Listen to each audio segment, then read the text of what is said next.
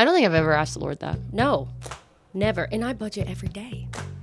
Do you and Brad pray before you do the budget? No, we definitely don't. How much do you think about your budget versus how much do you think about the Lord? Oh, God. Oh.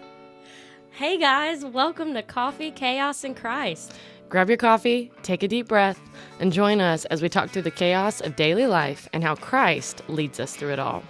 So whether you're in the car or at home or whatever you're doing, we're glad you're here. And today's main topic is money. Let's dive in. Today's topic is money, and we want to start this one off. This is where Carolyn wanted to start us, really, because we were texting back and forth, and she said, "Dude, I need you to listen to this." Yes. I was scrolling, of course, on Instagram. Allen Jenkins. Yes, he's a pastor.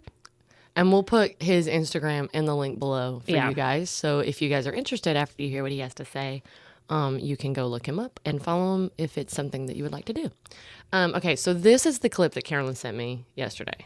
Why do Christians struggle financially? Man, that's a good question.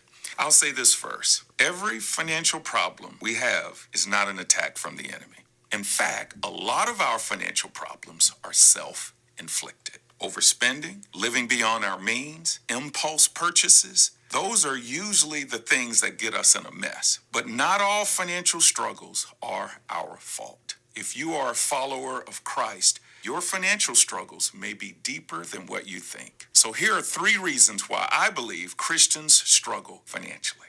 Number 1, spiritual warfare. You can budget wisely, you can give generously, you can save consistently, and sometimes things still don't work out. In fact, sometimes all hell may break loose. Why is that? Because there's a lot of spiritual warfare surrounding money.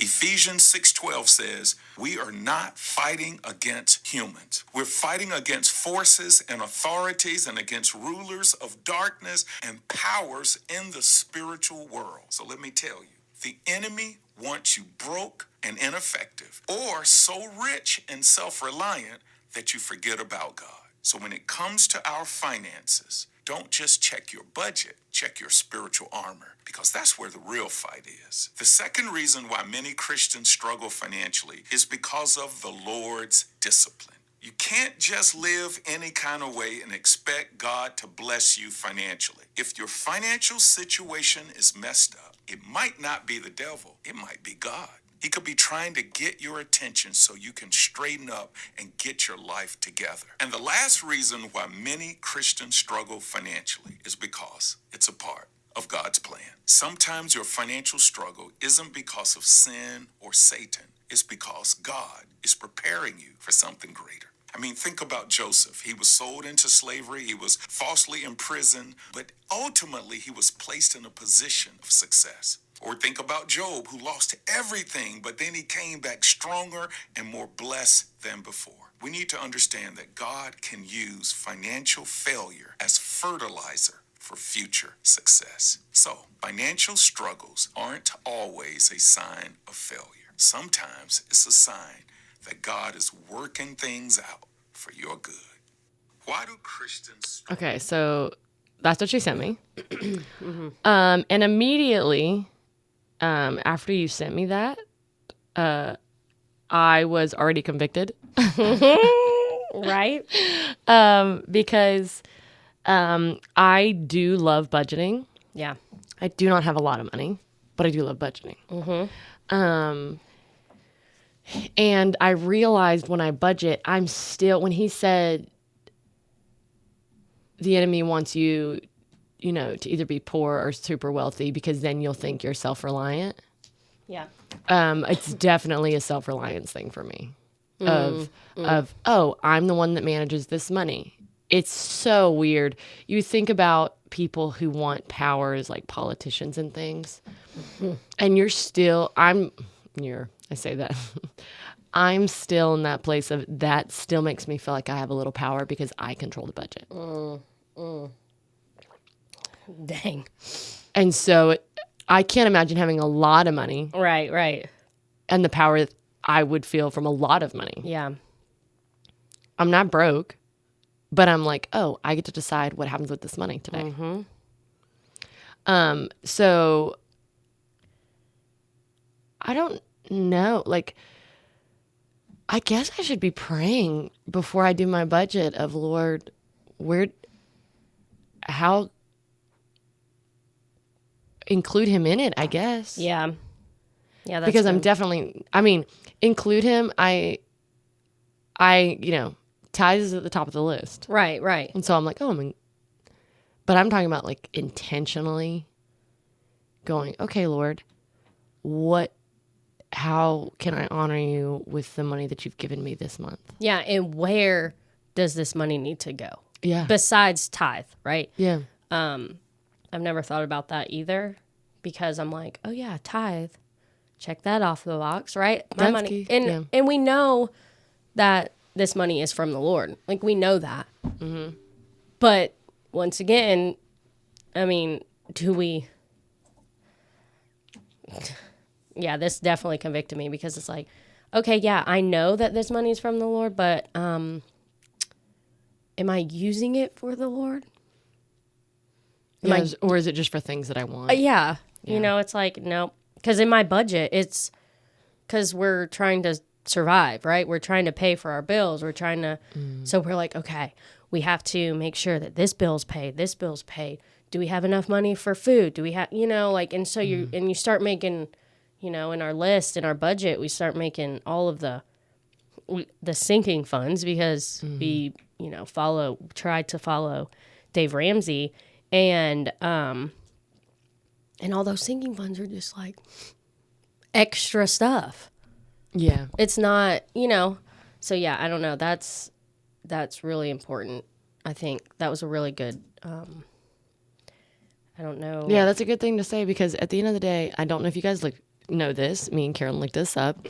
There are 2,350 verses on money and possessions. So the Bible's pretty big, but that's a lot of verses. Yeah. That's a lot of attention to detail. We talked about this when we talked about unmet expectations. Mm-hmm. The Word has every answer you need. There's nothing it doesn't have. And so it's like, if there's that many verses just for this one topic, it means it matters enough to the Lord because what he said at the beginning was it's spiritual warfare. Yeah. What was that verse he brought up? Ephesians? Yes.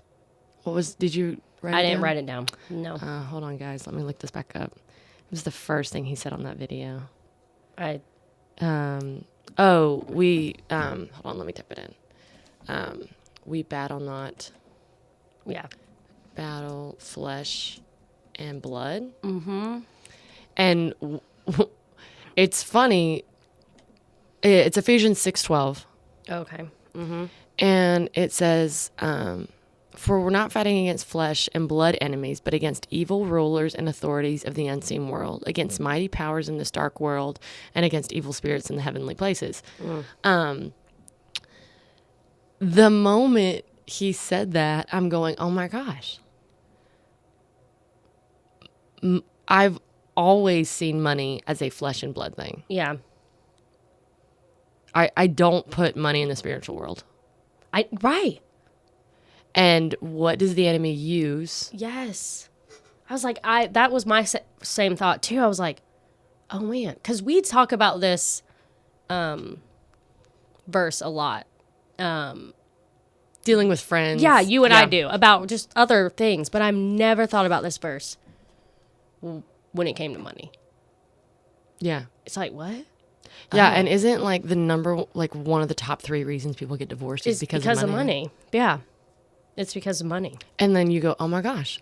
Right now I'm having the epiphany of, oh, that was the enemy and the unseen world and those, against evil rulers and authorities trying to destroy a marriage that God created. Yeah.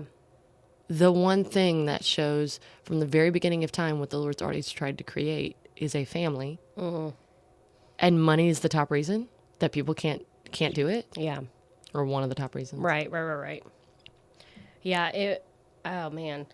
I don't know. It's just like after listening to this video, I was like, wow, there are a lot of things in here that I guess I've thought just about money.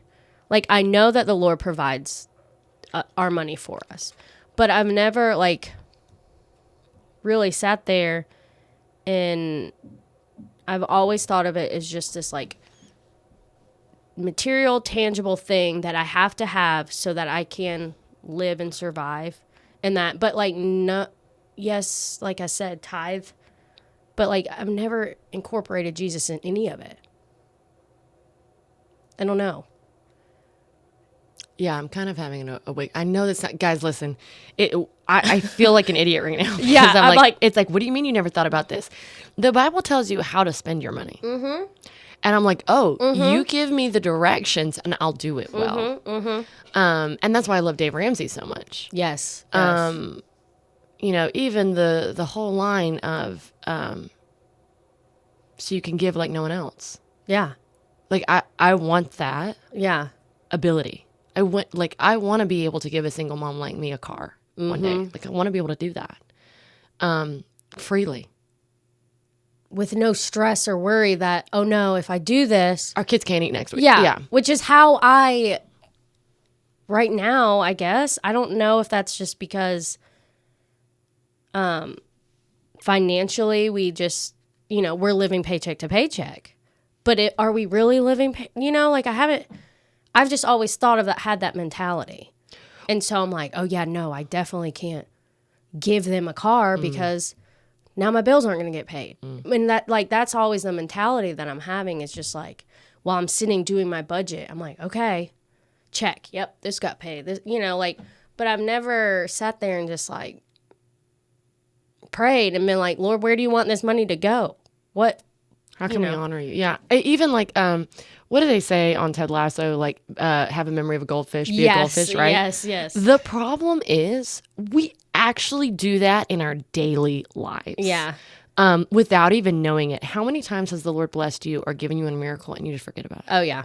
It doesn't even come up when you're having like a happy feeling about Jesus. It doesn't even come up. Right. You don't even remember it. Yeah.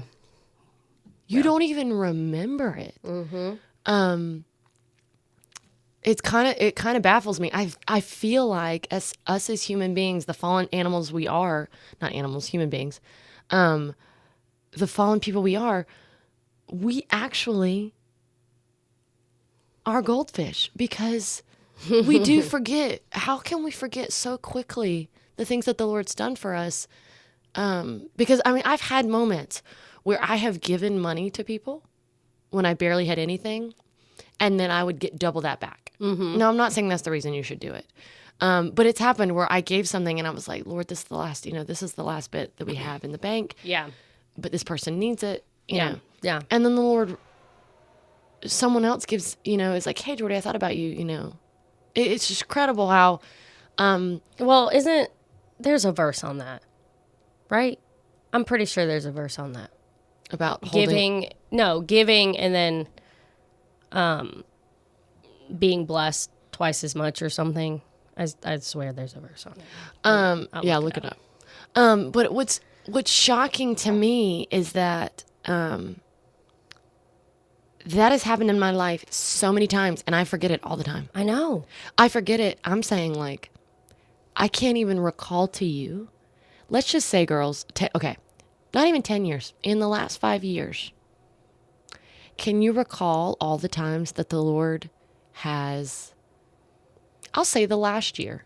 Yeah. In the last year, can you call out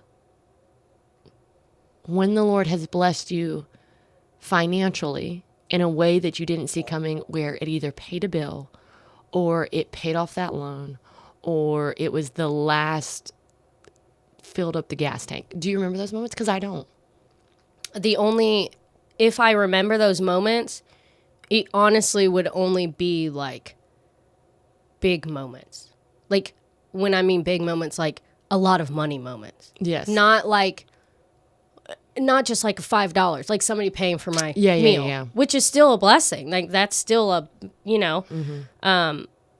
so no, like for me, I'm like, I can only think of when, the Lord provided money out of nowhere when we had to get our car fixed or something. Because I feel like it's normally stuff like that where it's a lot of, for me personally, it's like, oh yeah, you have to pay $1,000 to get your car fixed. Yeah, we don't have that. And then out of nowhere, something happens where, but the small things, don't remember. I mean, even like I said, I remember some of the big things, but I also have a horrible memory. So, so I like straight up goldfish. Yeah. So that was very broad when I said the car thing, because we have a lot of car. Yes. Yes. The other thing is I'm reading the missionary story, The Little Woman, and it's about Gladys Aylward. She was from London, incredible woman who kept trying to get to China, and all the missions would say you're underqualified, and they wouldn't send her. And so she worked as a chambermaid.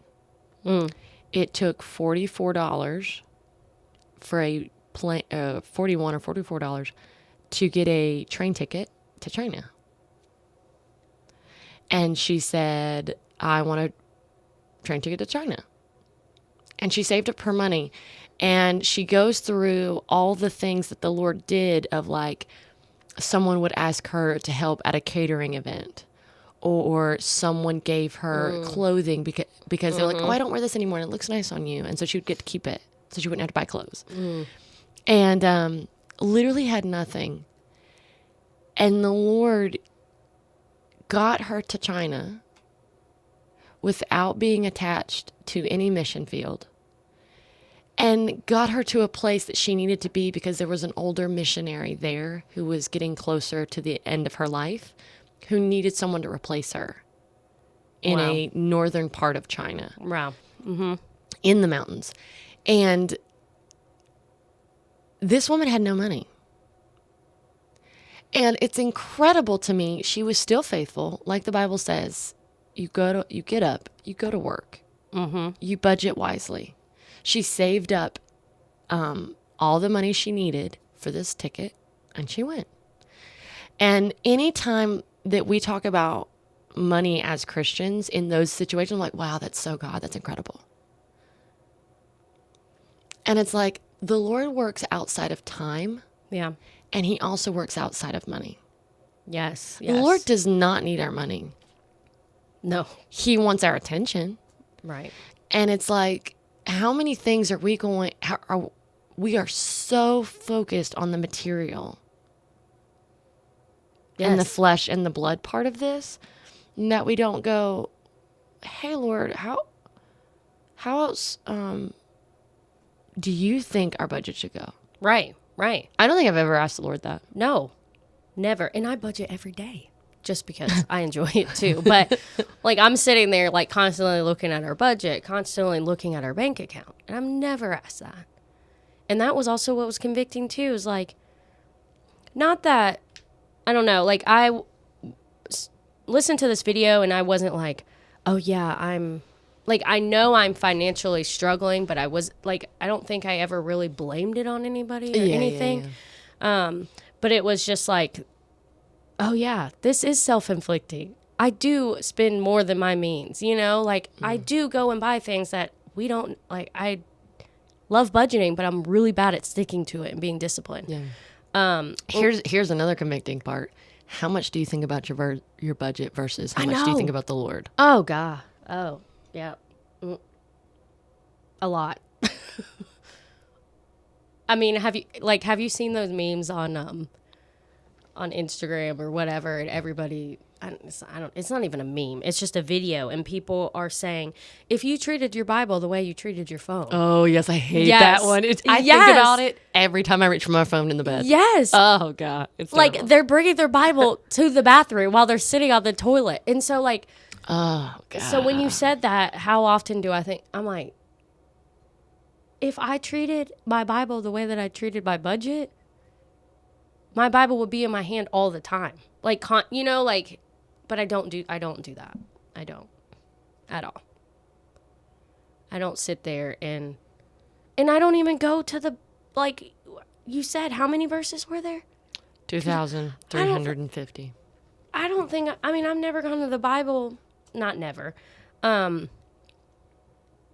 to look at all the money verses and what it says to do with our money. You know, like I just know, okay, the one verse that talks about tithe, or the one that says money is the root of all evil. You know, those are the main ones that the love of money. Yeah, the love of money. And so everybody knows that those verses, but like it's like, but there's 2,000 other ones. And I've never. Well, it's kind of like we say the love of money is the root of all evil. The problem is we go, oh, we don't love money. But at the end of the day, that's what a lot of times mentally or physically abused women say to men that they love who are not loving them. Oh, I love him. But he's not treating you right. Right. And it's like, what has money done for you to give you all of its attention? Well, what has it actually, where has it fulfilled your life ever? Yeah. And I'm talking like, we're not talking about a day. I'm talking about 10 minutes, 15 minutes. Where has it gone where you went, thank you, I needed that. Yeah. Like, when we go and buy our material things that we wanted. For 5 seconds. I know. And then immediate regret. Yeah. And then you have buyer's remorse or regret. And you're like, just spent all that money on that I wanted. And, you know, like, it's not like I get it. And I'm like, jumping up and down with joy. And this is the best day of my life. Man. Listen, y'all, when we're like doing these topics too, this is real conviction that we're having in the moment at the same time of like, I don't think anybody's going to listen to this. This might just be so me and Carolyn can get in the word. Yes, together, because and it's crazy because we have these conversations about these kind of topics a lot, like all the time. Like we're always on the phone complaining about our money situation, you know, but like we never bring up Jesus. No. When we talk about this, it's just venting. Yeah, nor have we ever dived in and been like, oh God, that's what it says about you know. So I just want to make sure that y'all understand that when we're talking about this, we are being convicted in the moment as well. So the Lord is working on our hearts through this. But when we were talking about the love of money thing, you're right. Like, we don't say we love money, but because we're not, you know, would we say it if we were rich? Maybe. I don't know. But, no, because it still wouldn't satisfy. Well, obviously. Yeah, obviously. But it's like, but I don't think I've ever, I've only looked at money as like, I don't know, a survival thing or like, thank God that I was able to pay that bill, or thank goodness, you know. Yeah, I don't even think we go back to when we open up our budget and we say, okay, Lord, we don't even say, thank you for the jobs that you provided so that we can feed our families. Yeah. I might pray it every now and then, but I don't start off my budget that way. No, I definitely don't start my budget that way. I don't think of my budget in that, like, I'm just like, okay, I'm trying to think just logically about it. Well, when you do the budget, and this goes, you know, for married couples too, do you and Brad pray before you do the budget? No, we definitely don't pray. And I don't even know what you would say. I know. We could all say the Christianese thing of, thank you, Lord, for this money. Yeah. But it's like, okay, back up. Yeah. What's the purpose? Yeah. What's the because the Lord has provided all of our financial needs. And I know that he will continue to do that, as in like allow us to pay for our house so that we can, you know, have a roof over our head or our food, you know, but it's like, but for me, I just am convicted about all the extra. Because we do have extra. We have extra. And we say we don't. I know. But then if you sit and you really think You do the about math. it, you have extra because you're sitting there and my mortgage is paid. My whatever, electric, that stuff is paid. But then I have extra to put in a sinking fund for a vacation, for Christmas, it's like, that is extra. Yeah. Yeah, it is. And I stress that I don't have extra. I'm like, oh God, I'm not going to make it. We're not going to make it. We have no money. We have no, man. But anyway, yeah, so it was, that just, so that video was definitely convicting. Because I've never thought, and even more convicting of him saying, well, this could be the Lord blessing you. I don't think I've been like, oh, no, that's a lie. I have said, this has to be an attack from the enemy. Why another car issue? Yeah. Why another, I'm like, this is an attack from the enemy or, but then him saying this could be the Lord trying to, I'm like, really? Wait, are you sure? But when he said that, I can understand that because the grip that I hold on money is more so than the grip that I hold on, my Bible and being in the Word. And, I don't know. Talking about idols and money being an idol, Yeah, because there's another video that I am going to put in the link below, guys. It's Jesus's perspective on wealth in 6 minutes. Bible Project, love it. I'll put it in the link below. But it reminded me of the verse in Matthew again. Yep. And I believe this is the Lord talking. I'm on the computer right now, so it's not in red. Actually, does yours have red? No, mine doesn't have red. Really? Yeah, even in my Bible. Wait, but it does on here. What verse is it? Hold on. Matthew, it's I think it's the Lord talking. It's Matthew 6. It should be the Lord talking. Is it Matthew 6:20? It's Matthew 6:20, but it's but I'm gonna read the whole paragraph. Yeah, hold on. Because I definitely think it's the Lord talking, but I don't want to lead you all astray. Matthew 6. It's in red. Okay, good, that good, means good, that's good. the Lord talking. Okay. So here's one of those verses. This is 19 to 24. Do not store up for yourself treasures on earth, where moths and vermin destroy, and where thieves break in and steal. But store up for yourselves treasures in heaven, where moths and vermin do not destroy, and where thieves do not break in and steal. For where your treasure is, there your heart will be also. The eye is the lamp of the body, and if your eyes are healthy, your whole body will be full of light. And if your eyes are unhealthy, your whole body will be full of darkness. If then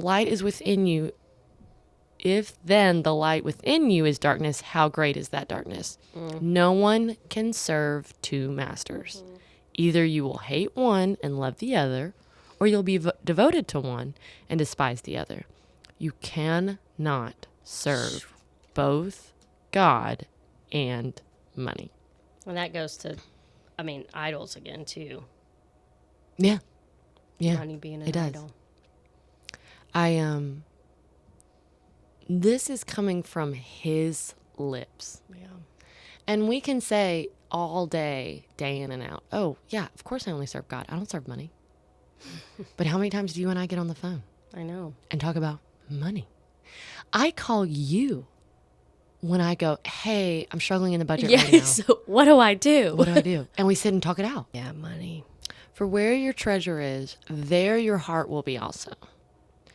And it's funny because the fires just happened. They're still going on in LA. Mm-hmm. And people are losing everything. And there was someone I saw on a video or on the news going through the ashes to find things. And I at first was very judgy, and I was like, bro, what you looking for? Yeah. It's gone. Mm-hmm. And then I was like, if I had to run out from my house today and couldn't go back, what would I come back to look for? Yeah. And I'm really trying to think in my house, what is so valuable? And you say without having any experience, truly no experience of, well, it's my kids. They're the only thing I can't leave the house without. And I think in a time of emergency, I could say that. Yeah. Because then you go, okay, I can say that. Yeah, my family's safe. It's like, okay. Okay, so now what roof? Yeah.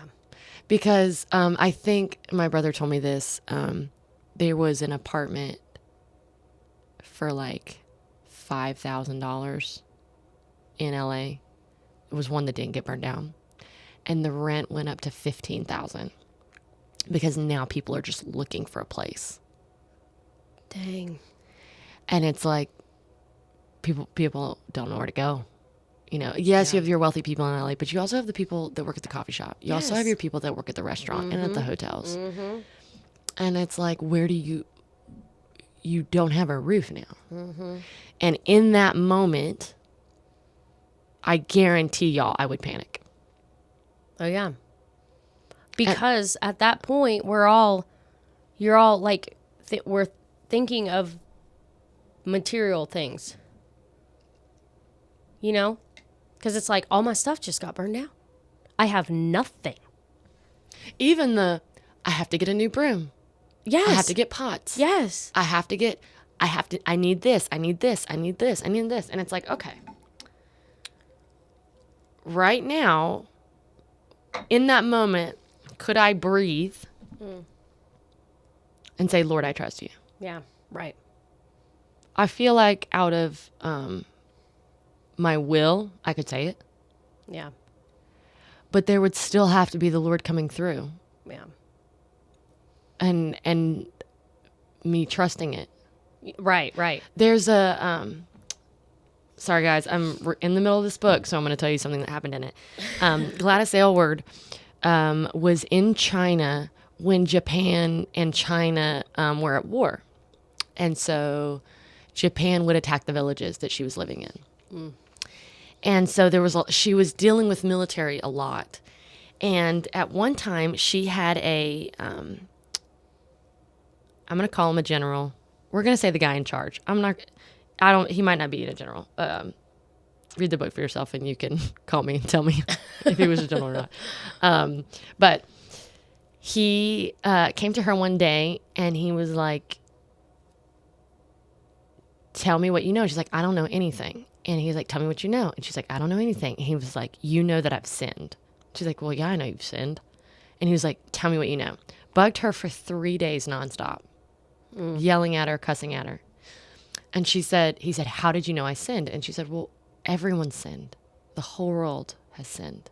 You're born into a sinful world. And he was like, what do you mean? And so then she gave the message to him. Mm-hmm.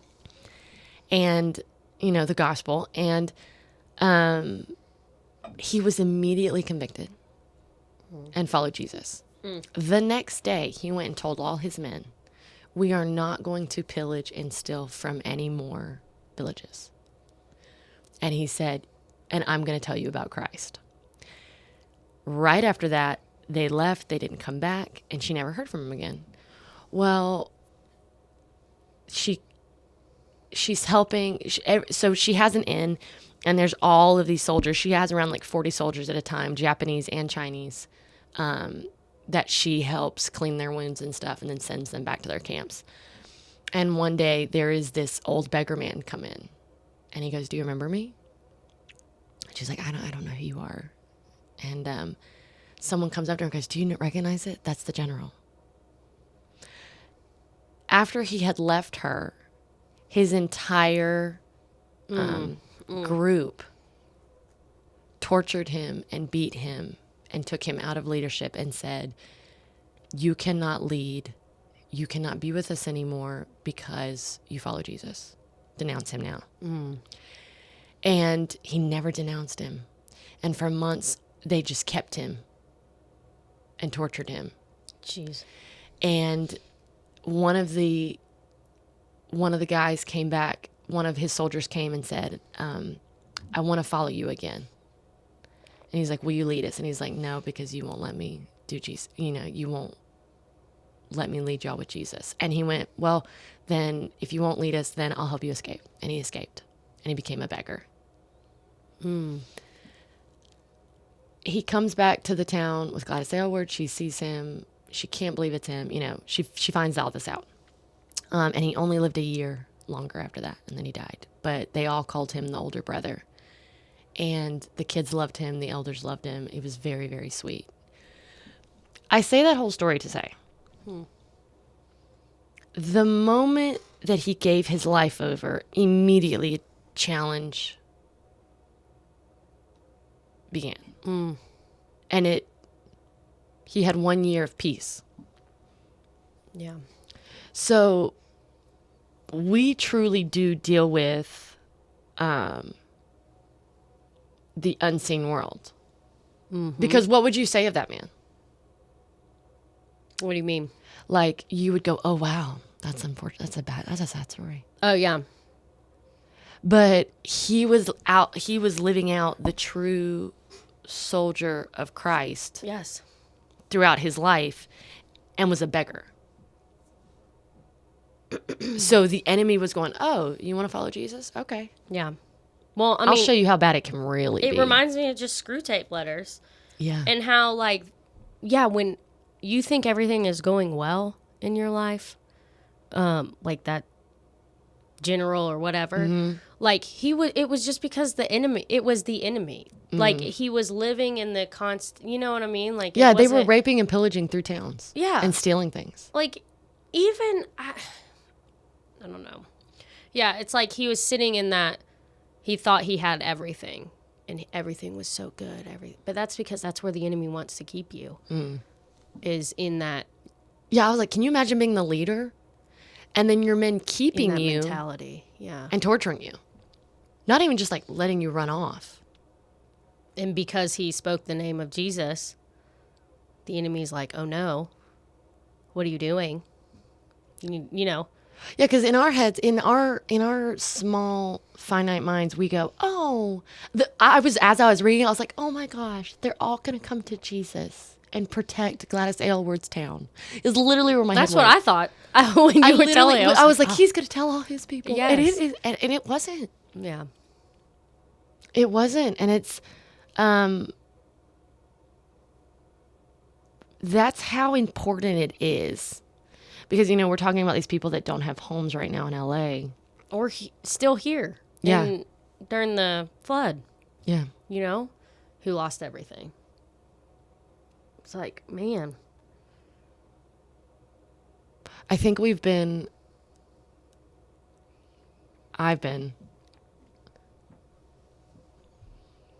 so focused on flesh and blood. Yeah. And it's funny because until we saw that clip and like sat here and talked about a couple of verses and me, you know, listening to, you know, Gladys and everything, it's like, wow, I really have been focused on the wrong things. Yeah. And, you know, guys, I say, I'm the first to begin to tell you, woe is me. I'm the single mom. I've got to figure this all out on my own. And it's like,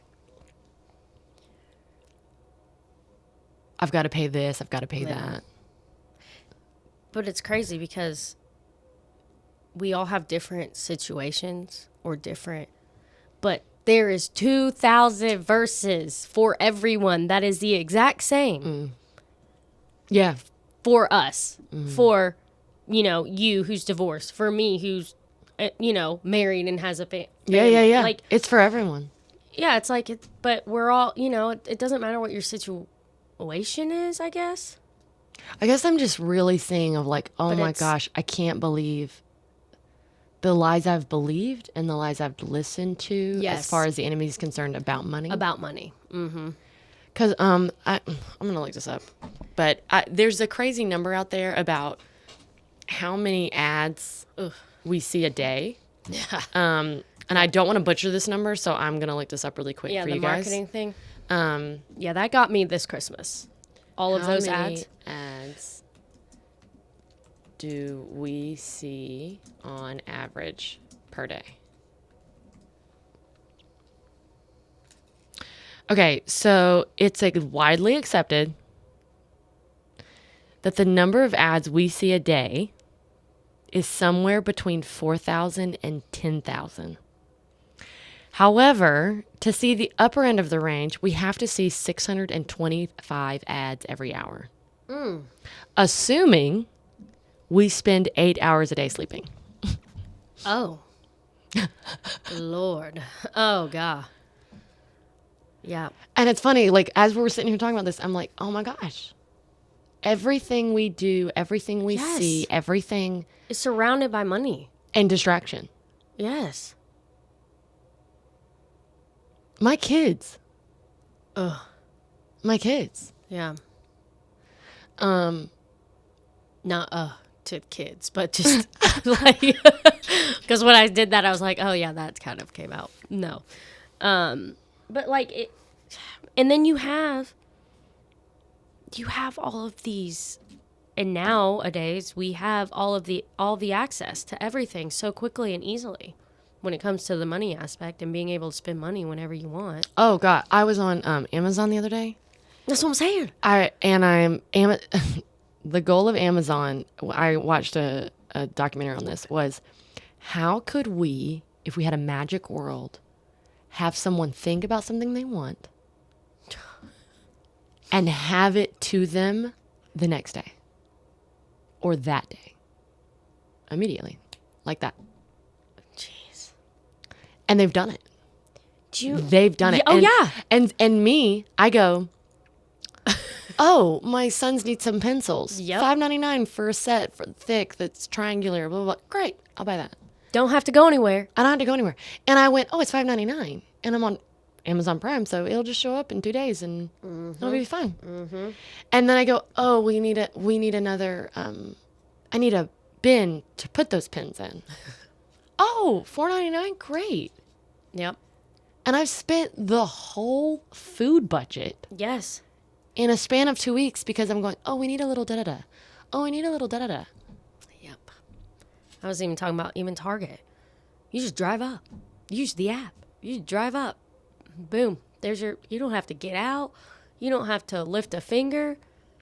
When we're sitting here talking about this and the money, I totally forgot what I was going to say. I hate when that happens. While you're thinking about it. Yeah. What? Here's another thing for the women listening and for the men listening. If you're out there, women control 85% of purchases. Oh, yeah.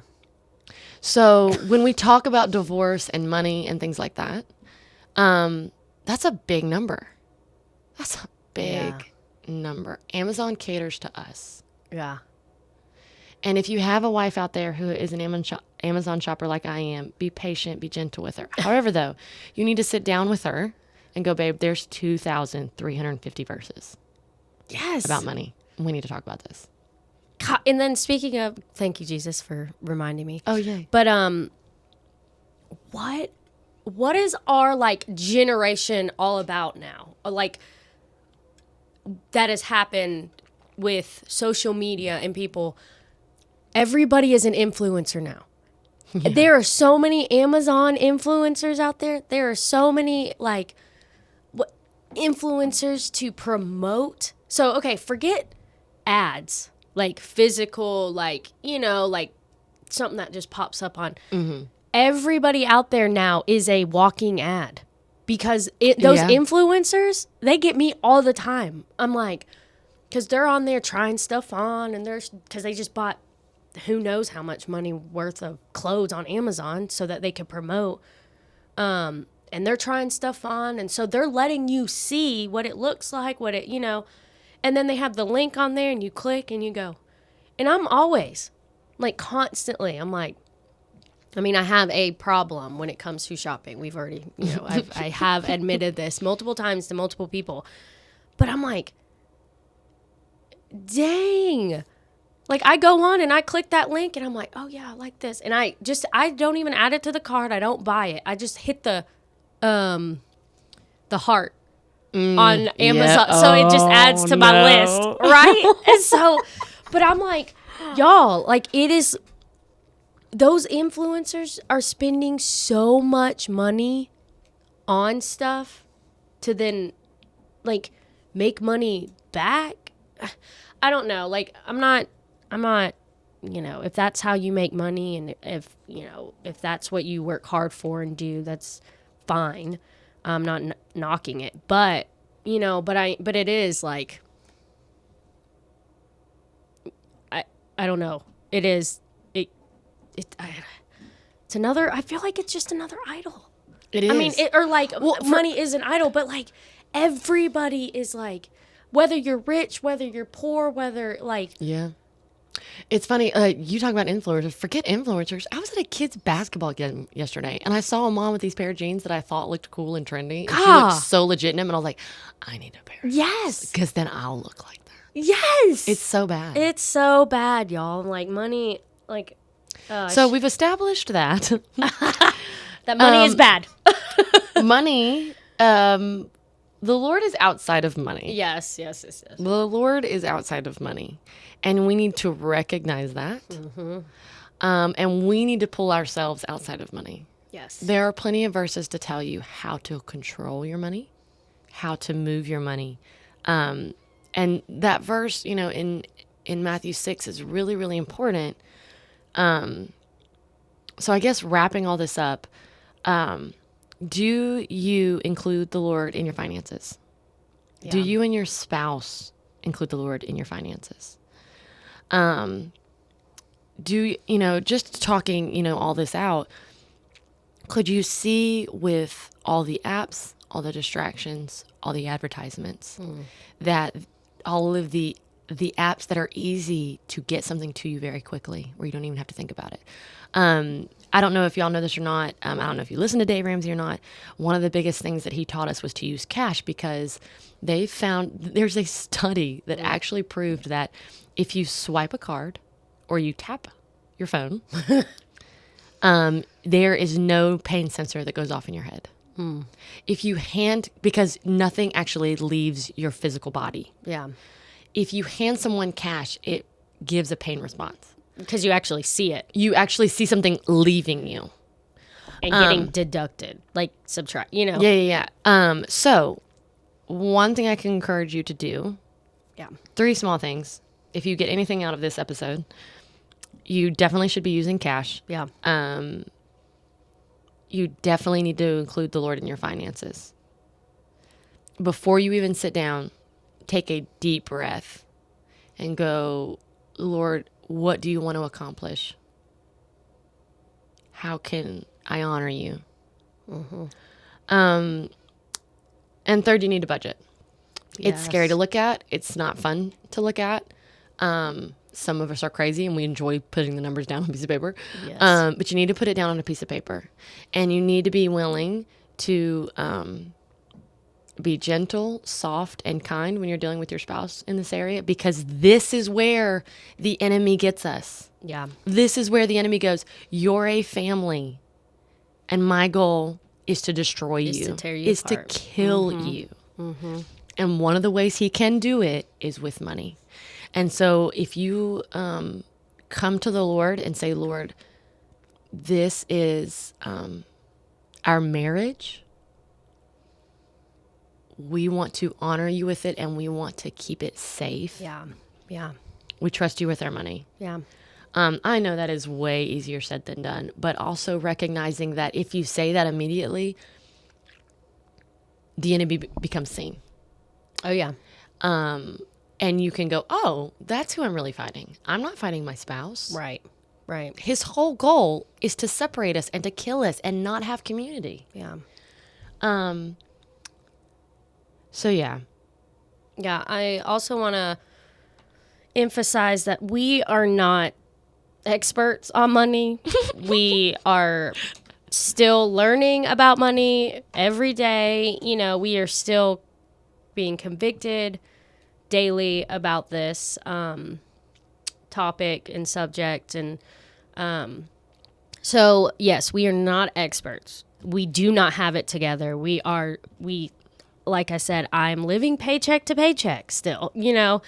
But I hope that this is encouraging for y'all, and that, look, the Lord does, like, money can still be good, because the Lord does provide it for us. He does provide it, so that we can pay for that house, you know, a roof over our head, so we can pay for food. So, you know, He provides money for us for the needs that He wants us to have met. So I want to emphasize that too, that not all money, not the money period is not horrible. The enemy does attack us when it comes to money. But like the guy said in the video, that this could also be from the Lord too.